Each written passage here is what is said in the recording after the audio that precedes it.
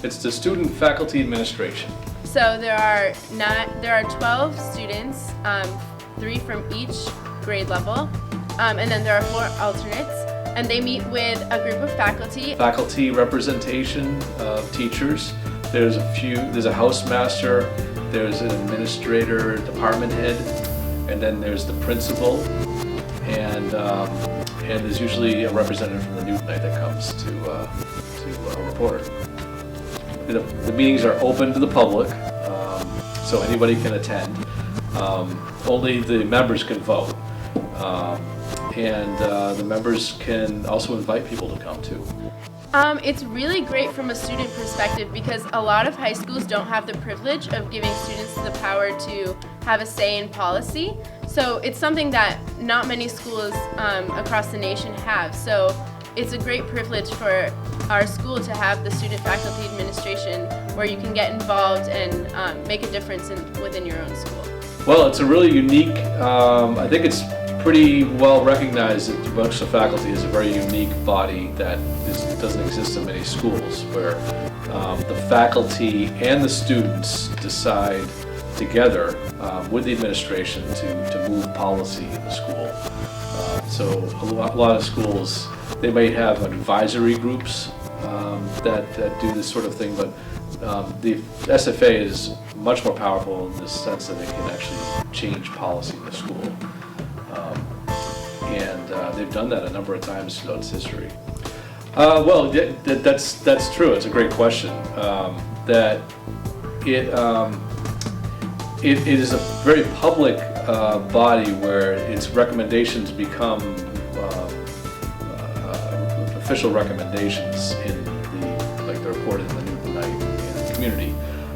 So the principal is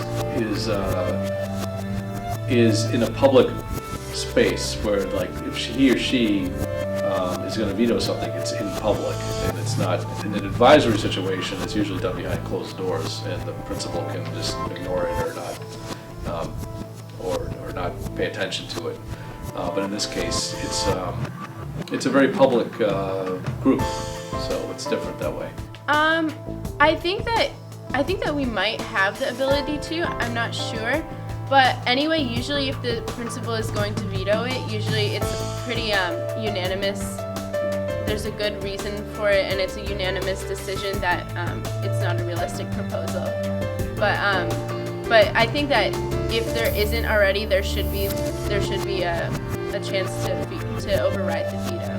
The goal of the Student Faculty Administration is to have both students and faculty work together to implement new school policies to improve the learning environment here at North. Every Wednesday from 7 a.m. to about 7:30 a.m.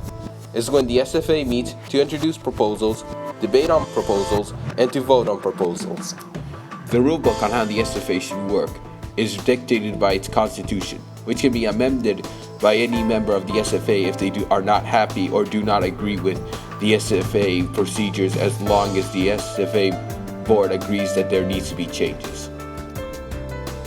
I think it is very effective because it's something with equal power, and you don't feel overpowered by the faculty. They're willing to listen to you. And if it's a policy that you're trying to change that is unrealistic, the principal can veto it, but she will tell you beforehand if she plans to veto it or if she doesn't think it's a smart policy to be changing. So it's not like you're going to waste time talking about a policy that won't happen or isn't realistic for it to happen. I think it is effective because they have radically changed some aspects of the school, and I think one of the most radical changes in recent years is the changes to open campus that we have in the school are directly related to the policy the SFA has enacted. So, for example, most schools around here don't even have open campus, and the ones that do, it's typically seniors, sometimes juniors, but it's very rare to find a school that has more than half of the school that has open campus. And that's because of really the hard work that the SFA did to make a case for that.